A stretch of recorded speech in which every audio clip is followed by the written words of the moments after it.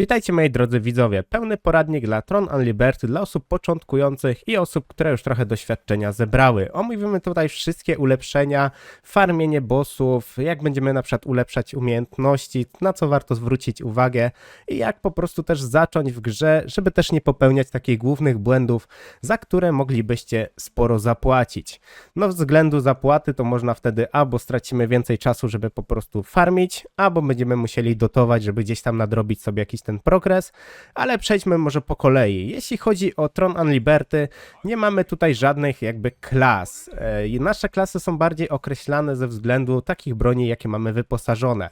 Jest to moim zdaniem duży plus, ale jest to oczywiście minus dla niektórych osób, bo musimy się bardziej skupić na ustawieniu postaci, zbudowaniu jakiegoś buildu swojego, no chyba że korzystamy z gotowych buildów, no to wtedy już mamy trochę mniejszy problem. Ale przejdźmy po kolei, bo dla osób początkujących może być to po prostu czarna magia. Tutaj mamy wyposażenie całej naszej postaci. Mamy oczywiście 4 takie atrybuty najważniejsze jak Strength, Dexterity, Wisdom i Percepcja. No ważnych z takich rzeczy jest to, że jeśli mamy na przykład osiągane progi 30, na przykład 30 stręża, 40 stręża, otrzymujemy dodatkowe bonusy. Więc te punkty warto sobie wybrać. Możemy oczywiście też je jeszcze zresetować, pamiętajcie o tym. Ale warto te punkty tak dosyć ostrożnie sobie ustawiać. Jeśli idziemy na przykład pod maga, no to w większości będziemy na pewno dużo się skupiali na Wisdom, z tego względu, że to jest mana, debuff, duration, czyli jeśli ktoś nam rzuci stuna, no to szybciej nam zejdzie, szybciej nam się skille zaregenerują, szybciej się mana regeneruje, więc to są takich bardzo ważnych rzeczy.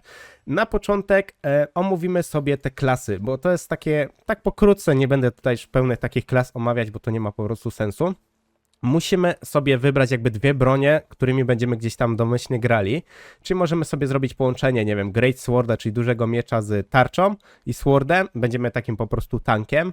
Możemy iść pod taki całkowity damage, czyli na przykład daggerki, czyli sztylety plus łuk, kusza na przykład plus łuk. Możemy mieszać to dowolnie. Z takich na pewno ważnych rzeczy, jeśli chodzi o ulepszanie zaklęć, będziemy wykonywać w większości bardzo dużą ilość zadań, dzięki którym otrzymamy takie enchanty, które wam też tu od razu pokażę. Mamy takie różne enchanty i wtedy będziemy mogli sobie enchantować ten ekwipunek. I co jest ważne, jeśli chodzi o ekwipunek, od razu powiem, żeby nie popełniać błędów, ważne jest też to, że ekwipunek będzie się bardzo często zmieniał. Bardzo szybko z zielonych itemów przejdziemy na niebieskie itemy. Jeśli chodzi potem o fioletowe itemy, będziemy raczej dłużej je dropili. Jest jeszcze taki fajny skrót, żeby szybko sobie ogarnąć dobre itemy. To jest taki tip dodatkowy.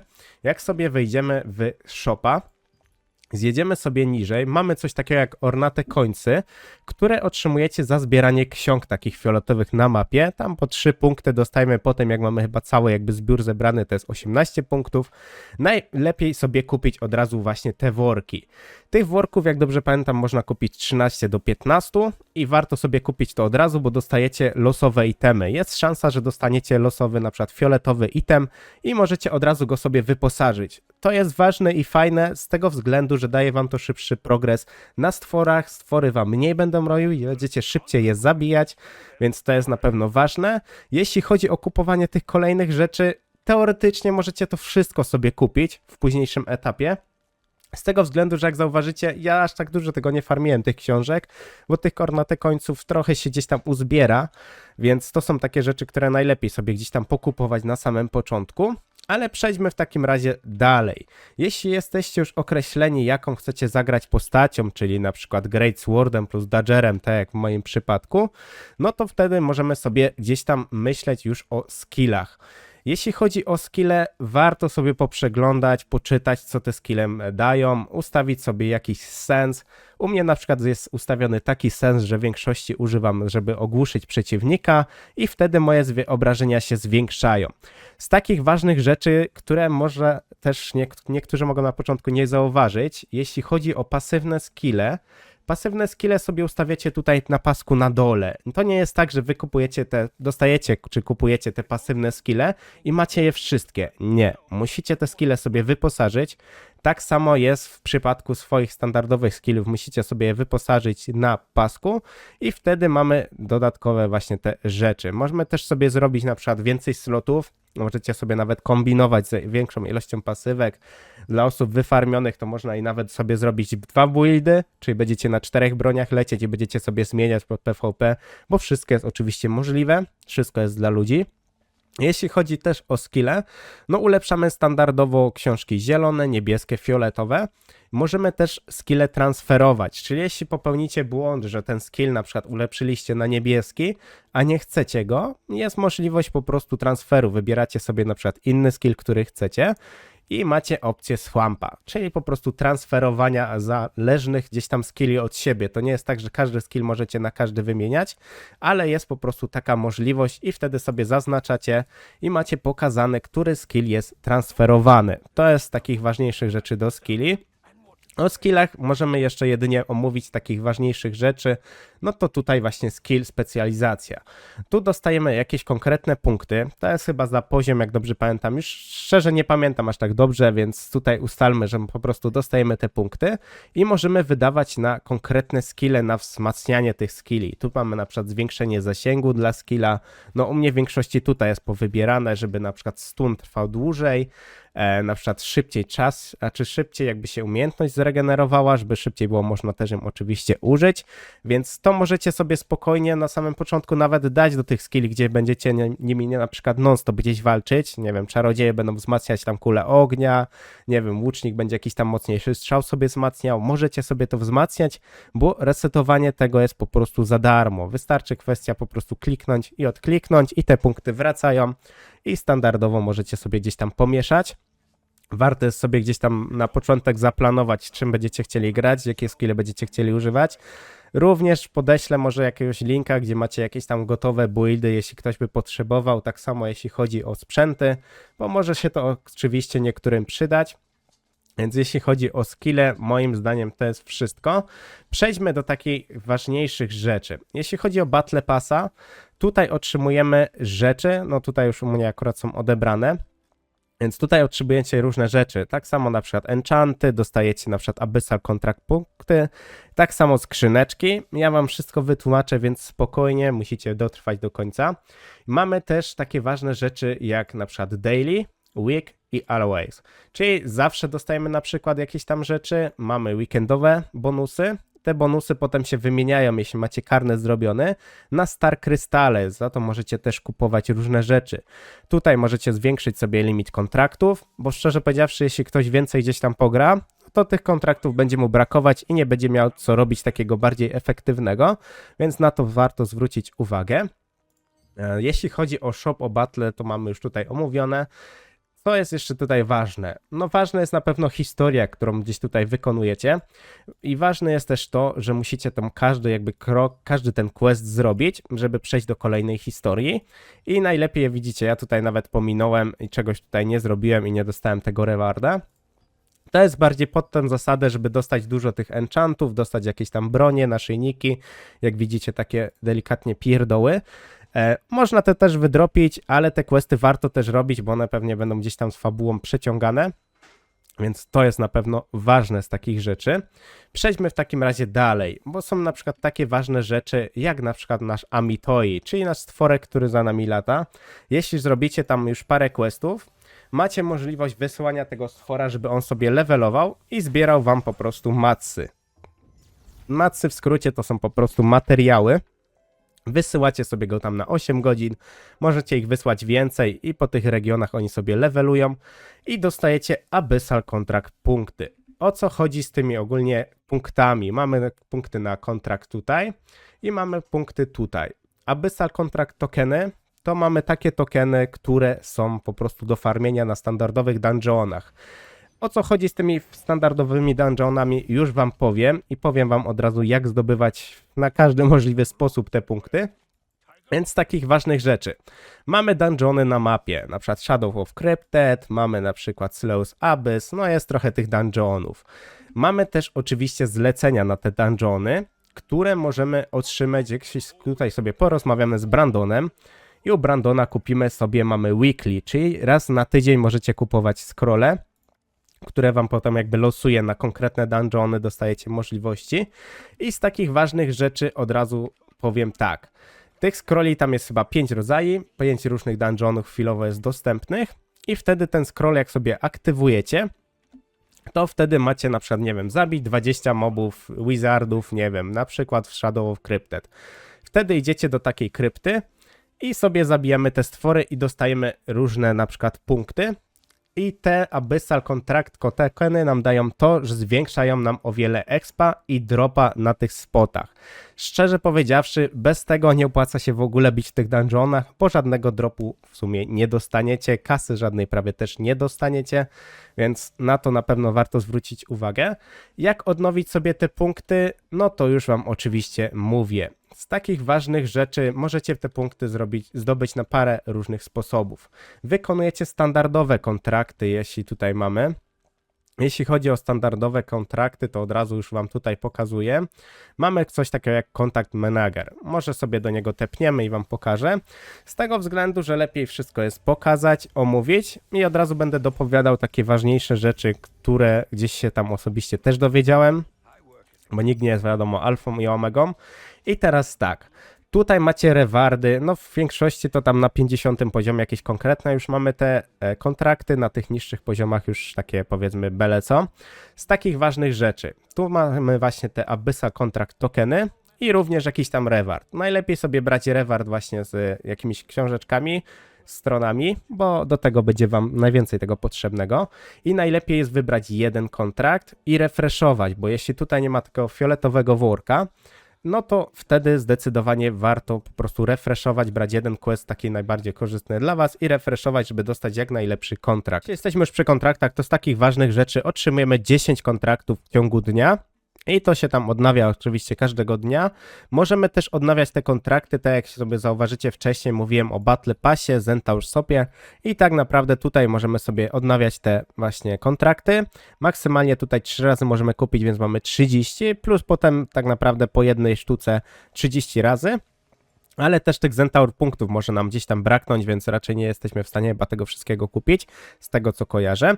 Też jeśli brakuje wam kasy, możecie właśnie ogarniać sobie na zasadzie właśnie z tego shopu, ale z takich ważnych rzeczy, jeśli chodzi jeszcze o kasę, to pokażę wam trochę taki sposób, no powiem wam szczerze, nawet nie jest najgorszy.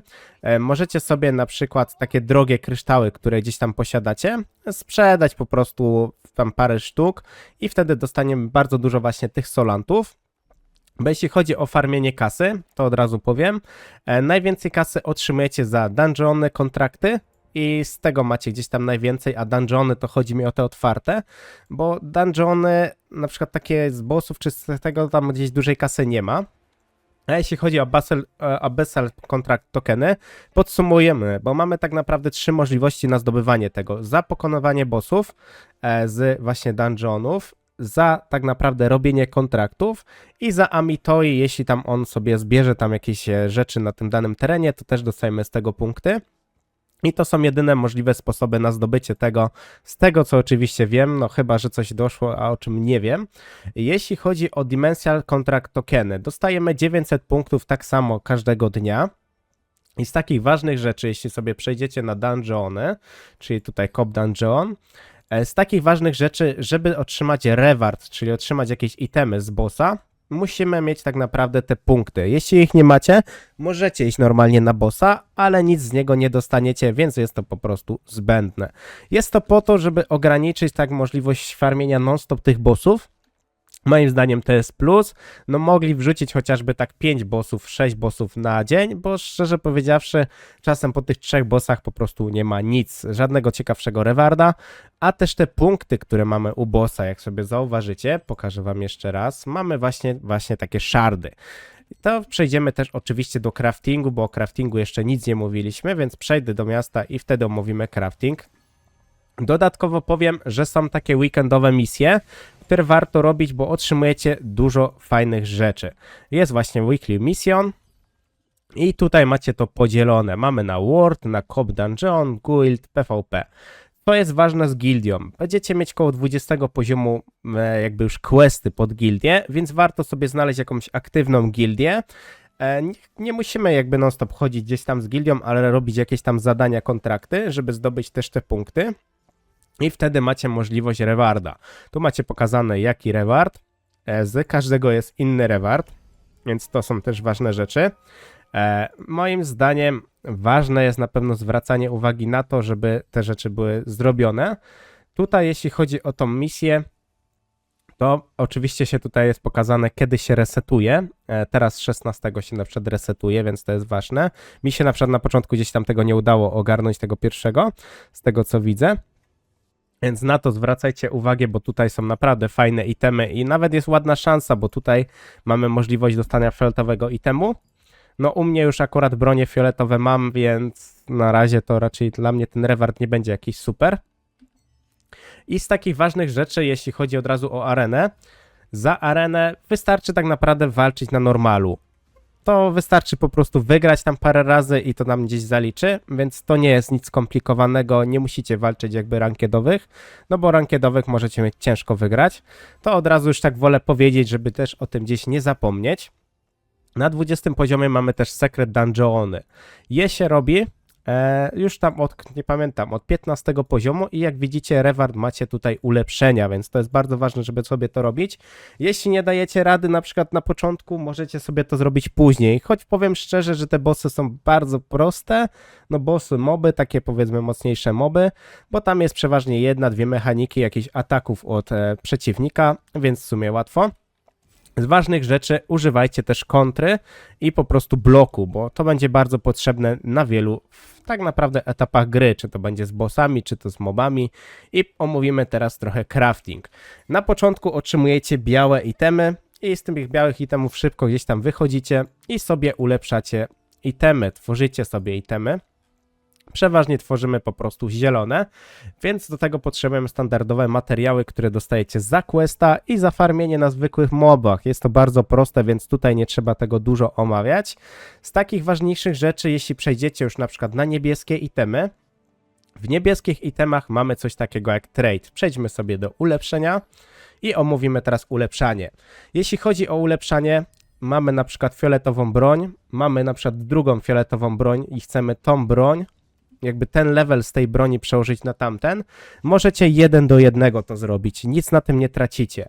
Jeśli macie fioletową broń, a macie niebieski item na przykład na poziomie 6, 9, no to wtedy sobie przerzuca względem po prostu wykorzystanych enchantów i z takich ważnych rzeczach właśnie mamy coś takiego jak transfer. Czyli tutaj jeśli będziecie mieć na przykład inną bransoletkę, możecie sobie transferować ten level. Z takich ważniejszych rzeczy są traity. O tym jest dużo, na pewno, o tym pewnie też znajdziecie inne osobne poradniki, ja o tym opowiem tak pokrótce. Z takich ważnych rzeczy, czasem niebieskie itemy z traitami, czyli jakby tutaj z tymi pełnymi ulepszeniami, jak widzicie, na przykład Ranged Evasion, Ranged Endurance, Magic Endurance, to wam daje dużo więcej statystyk, dostajecie jakby większe bonusy niż na przykład fioletowy item na początku, więc to jest ważne. Jak to w ogóle robić? No tak naprawdę traity działają na tej zasadzie, że tutaj macie item, który ma na przykład już ten dany bonus, czyli Health Regen, czyli musi być peleryna z Health Regenem i wtedy jest szansa, że ten trade wam po prostu wskoczy na wyższy poziom. Odblokowywanie trade'ów na przykład na fioletowych itemach już jest płatne za takie kamienie, które są naprawdę drogie i ciężko je zdobyć, bo w większości to są kamienie eventowe lub za litografię. Jeśli chodzi o litografię, to od razu wam pokażę. Mamy taką książkę, dzięki której jeśli oddajecie konkretne itemy, pamiętajcie, że te itemy oddajecie, to nie jest tak, że je tylko się binduje i można je sobie zabrać z powrotem, wy je oddajecie i dostajecie konkretny reward. Tak naprawdę te punkty, jak zauważycie, do odblokowywania są po prostu tutaj. W większości jest to za takie, powiedzmy, już lepsze itemy, w większości chyba nawet fioletowe, no dokładnie nawet za fioletowe. Więc tylko za fioletowe itemy w sumie mamy możliwość to otrzymania. Jest to też oczywiście za eventy, za weekly misje, czyli weekendowe te misje, tak jak wcześniej mówiłem, ale wróćmy tutaj do enchantu. Jeśli chodzi o te traity, możecie też te traity sobie wymieniać. Jest po prostu możliwość zmiany.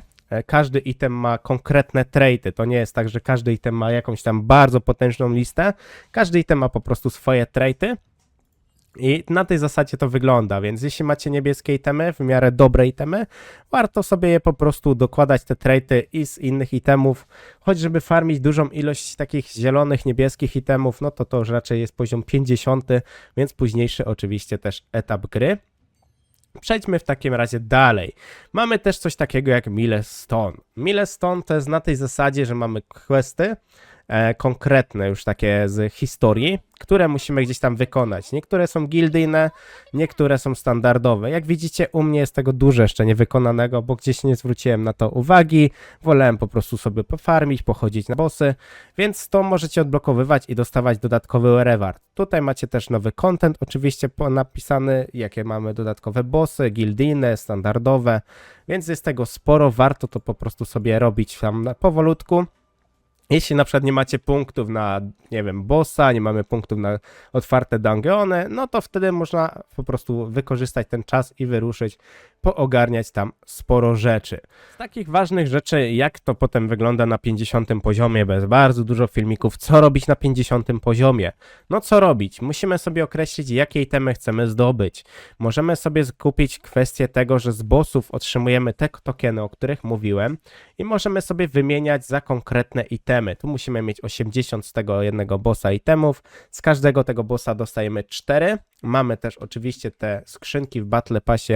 O, są, proszę bardzo, tutaj. I wtedy wymieniamy sobie na jakieś konkretne skrzyneczki. Możemy też zrobić coś takiego jak właśnie Dimension Essence Salvation.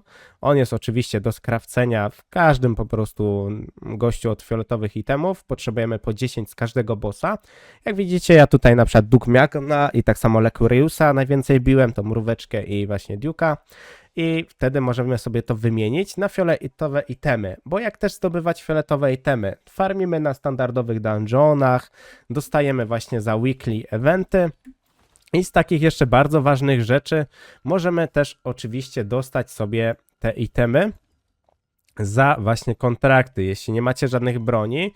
Fioletowa broń zawsze ma większy gdzieś tam damage, może traitów tam nie włożycie większych, ale ten damage też wtedy dobrze się przekłada i właśnie tu, jeśli wykonujecie kontrakty, dostajemy te coiny i możecie sobie tutaj wybrać jakąś broń fioletową. Oczywiście to możecie kupić ile tego tam sobie chcecie i mamy też te worki, które możemy losować itemy. No jest tam około 80 itemów do wylosowania, więc zawsze warto sobie każdego dnia to kupić, bo to jest limit dzienny. A resztę tych punktów, no możecie sobie już wykorzystać na co coś tam będziecie potrzebowali. Mysticky Keje to są na tej zasadzie, że jeśli będziecie sobie eksplorować świat, będziecie znajdować takie czerwone kulki i wtedy za te kulki będziecie otrzymywać punkty do dungeonu plus jakiś tam reward, nie wiem, jakaś książka, jakiś tam gemstone, no takie po prostu lekko mówiąc pierdoły. Ale to jest bardzo ważne, bo wtedy wykonacie te zadanie światowe. A wykonanie zadania światowego jest o tyle dobre, że możecie dostać jakąś fajną broń, taką już powiedzmy naprawdę dobrych lotów. Więc warto oczywiście to wykonywać. Więc przejdźmy w takim razie do kolejnych rzeczy. Jak to powinno wyglądać? No na pewno warto sobie na początku, można się wybrać na bossy, można zrobić standardowe kontrakty, ewentualnie iść właśnie z tymi lepszymi kontraktami tutaj. I kwestia jest tego, że po prostu farmimy sobie te bossy, farmimy sobie dungeony, ulepszamy sobie ekwipunek, robimy sobie tak naprawdę książki, bo tutaj jak sobie zauważycie, macie też Senior Skills Researcha. No on po prostu, możemy u niego robić książki, więc gra na tej zasadzie, no na tym to wszystko polega, po prostu musimy farmić, wybrać sobie ekwipunek. Jeśli chodzi o to, czy to jest dobra gra dla solowego gracza, powiem szczerze, że można się tutaj dużo dobrze pobawić. Ja osobiście podchodziłem trochę do innym jakby zamysłem do gry. Troszkę się na początku odbiłem, ale potem, szczerze powiedziawszy, jak zauważyłem parę ciekawych mechanik, no to zaczęło mi się to też podobać. Warto zwrócić też uwagę na to, że mamy tutaj wędkowanie. Wędkowanie i gotowanie. No, gotowanie mamy tutaj podzielone jakby te gotowanie na konkretne itemy. Tutaj mamy itemy do obrażeń, mamy defensywne, czyli do leczenia, regeneracji, ewazjonu. Mamy takie potki.